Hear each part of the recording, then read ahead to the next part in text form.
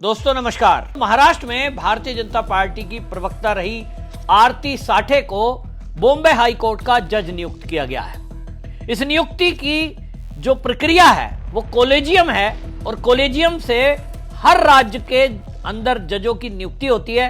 यहां तक कि सुप्रीम कोर्ट में भी जिस कॉलेजियम के जरिए जजों की नियुक्ति हो रही है उसी कॉलेजियम के माध्यम से ये आरती साठे को जज बनाया गया है। लेकिन वो कांग्रेस जिसने अपने कार्यकाल में ऐसे ऐसे लोगों को जज बनाया जो न केवल कांग्रेस के कार्यकर्ता थे, कांग्रेस में मंत्री रहे, फिर जज बने, फिर जज से इस्तीफा देकर के वापस से राजनीति में आए और फिर मन किया तो फिर जज बन गए।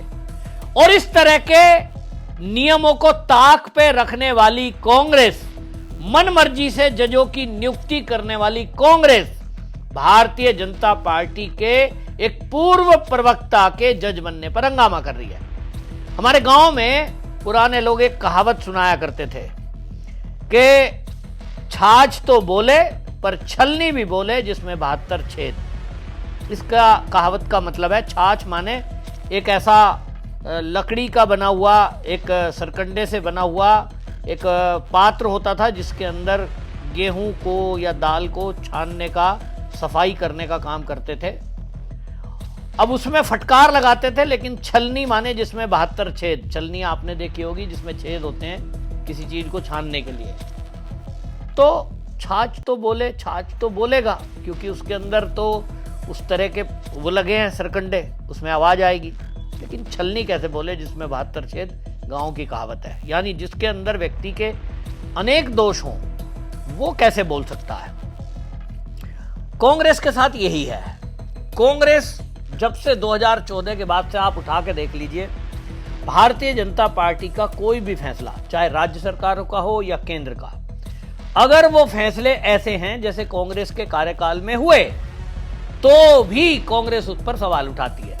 भारतीय जनता पार्टी की राज्यों की सरकार हो या केंद्र की, कांग्रेस से ज्यादा संविधान की मर्यादा रखते हैं, कानून का पालन करते हैं, नियम नहीं तोड़ते और उसके बावजूद भी कांग्रेस बौखला जाती है।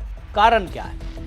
कारण यह है कि कांग्रेस को लगता है कि इस देश में हम जो कहें, हम जो करें वही सही, आप करोगे तो करने नहीं देंगे।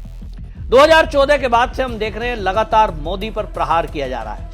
केंद्र की सरकार कानूनन सदन में कोई नया बिल लाती है, कोई कानून बनाती है, दोनों सदनों से पास कराती है, फिर राष्ट्रपति के हस्ताक्षर होते हैं और उस कानून को बने हुए जो कि एक संविधान का हिस्सा बन जाता है। ये कांग्रेस समेत पूरा विपक्ष कहता है कि ये तो साहब काला कानून है। आपने कृषि बिल पर देखा, आपने सीएए के टाइम पे देखा, आपने इस देश में जो भी केंद्र के जरिए कानून बनाए गए, धारा 370 हटाई गई तो उसको भी काला दिवस बनाया गया। प्रदर्शन कर रहा है ना विपक्ष कश्मीर के अंदर। यानी मोदी सरकार संविधान सम्मत कोई बात करे, सदन में प्रस्ताव पास करे, उसके बावजूद भी उसको काला कानून बताया जाता है। और कांग्रेस ने जो अपने कार्यकाल में किए कि मन मर्जी से अपने कार्यकर्ताओं की नियुक्ति करना, कोर्ट में पूरी दखलंदाजी करना, यहां तक कि अगर किसी ने इंदिरा गांधी के खिलाफ कोई फैसला दे दिया, उस जज को इतना परेशान किया गया कि समझ लीजिए ट्रांसफर पे ट्रांसफर, और अधिकारी की तो हिम्मत ही नहीं है। आपको कुछ उदाहरण मैं दूंगा जो कांग्रेस के कार्यकाल में किस तरह से कांग्रेस के कार्यकर्ताओं को जज बनाया गया।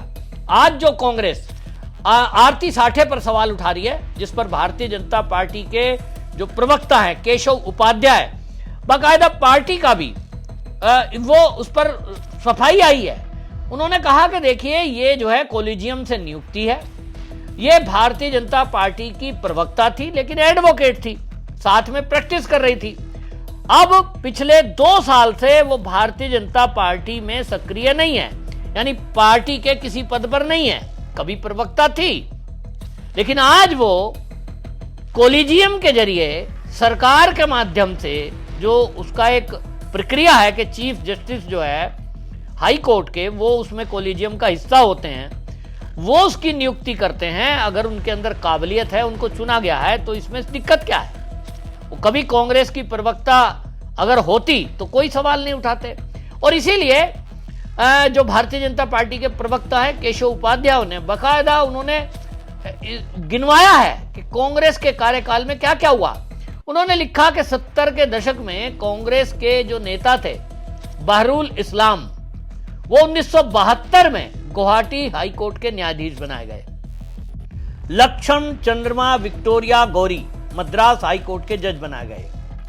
वी.आर. कृष्ण अय्यर कांग्रेस में मंत्री थे, वो 1968 में केरल हाईकोर्ट के जज बनाए गए। 17 जुलाई 1973 को सुप्रीम कोर्ट में जज बना दिए गए। और अब आप सोचिए कि किस तरह से सुप्रीम कोर्ट तक भी इन्होंने जजों की नियुक्ति की। केश हेगड़े के बारे में भी इसी तरह की बात है, उनका तो रिकॉर्ड टूटा हुआ है। 1952 में वो राज्यसभा में गए, फिर 1957 में वो जब राज्यसभा के सदस्य थे, आप सोचिए वो 52 में गए, 57 में राज्यसभा के सदस्य थे, तभी राज्यसभा का सदस्य रहते हुए वो मैसूर हाई कोर्ट के जज बना दिए। यहां तो जिस आरती साठे भारतीय जनता पार्टी की पूर्व प्रवक्ता पर सवाल उठा रही है कांग्रेस, वो कांग्रेसी समझें कि आरती साठे वर्तमान में किसी पद पर नहीं है, प्रवक्ता के आगे भी पूर्व लिखा है। लेकिन यहां कांग्रेस ने क्या किया, अपना राज्यसभा के मेंबर को हाई कोर्ट का जज बना दिया। उसके बाद प्रमोशन कर दिया, हिमाचल हाई कोर्ट के मुख्य न्यायाधीश बना दिए। जस्टिस एफ रिबोले कांग्रेस में थे और उसके बाद इनको जज बना दिया। आफ्ताब आलम कांग्रेस में थे, सीपीआई में थे। 27 जुलाई 1990 को पटना हाई कोर्ट के इनको जज नियुक्त कर दिया जाता है और उसके बाद 2007 में इन्हें सुप्रीम कोर्ट पहुंचा दिया। इसी तरह जस्टिस अभय थिप्से कांग्रेस कार्यकर्ता थे और उसको भी जज बना दिया गया। और इसी तरह अब आप समझ सकते हैं कि सीधा हाई कोर्ट के जज और उसके बाद कांग्रेस के कार्यकाल में जितने जज कांग्रेस से ज्यादा गहरे में संबंध थे, उन सबको उठा करके सुप्रीम कोर्ट का तत्काल जज आज की डेट में सुप्रीम कोर्ट में।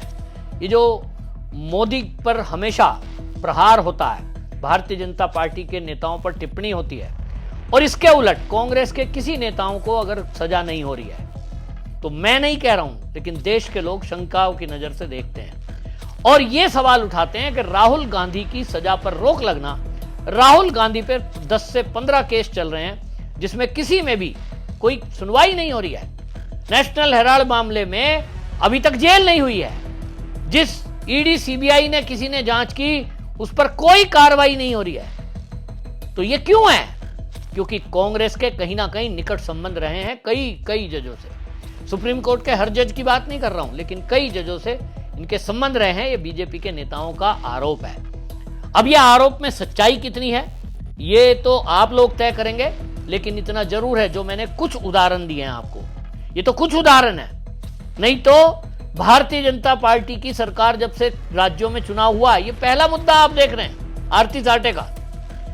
और जिस तरह से कांग्रेस हल्ला मचाती है, कांग्रेस के राज्यों के सरकार में किस तरह से उन्होंने हाई कोर्ट में अपने कार्यकर्ताओं को जज बनाया है, ये पूरी फहरिस्त अगर निकली तो ये आंकड़ा आपको बता दूं सैकड़ों को पार करेगा, मतलब सैकड़ा पार करेगा। और इसी तरह सुप्रीम कोर्ट में किस जज को क्या नियुक्ति में मदद की गई, कैसे उनके संबंध कांग्रेस के नेताओं से पाए गए, अगर इसको खोजने में लगेंगे तो आपको गहरी अंदर से चीजें समझ में आएंगी। आप क्या समझते हैं? कपिल सिब्बल मंत्री रहे हैं, वकील हैं, हर मामले में आप सोचिए, राम मंदिर के विरोध में खड़े हो जाते हैं, धारा 370 के विरोध में खड़े हो जाते हैं, 3 तलाक के विरोध में कोर्ट में खड़े हो जाते हैं, नोटबंदी के विरोध में खड़े हो जाते हैं, धारा 370 क्यों हटाई इसको चुनौती देते हैं, नए कानून बनाए उसको चुनौती देते हैं, यहां तक कि सर्जिकल स्ट्राइक पर सवाल उठा देते हैं। हर देश विरोधी ताकत जो भी है, उनको बचाव में कपिल सिब्बल खड़े नजर आते हैं, अभिषेक मनु सिंह भी खड़े नजर आते हैं।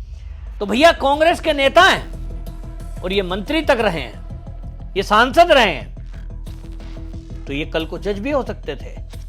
ये तो हुए नहीं, क्योंकि जज होकर बाउंडेशन है और वकील होकर खुलापन है। लेकिन सवाल तो है कि कांग्रेस के कार्यकर्ता होते हुए, ये सांसद होते हुए, इस तरह से प्रैक्टिस कैसे कर सकते हैं, इन पर सवाल मैं नहीं, ये अश्वनी उपाध्याय ने उठाए थे, जो सुप्रीम कोर्ट के जाने माने वकील हैं।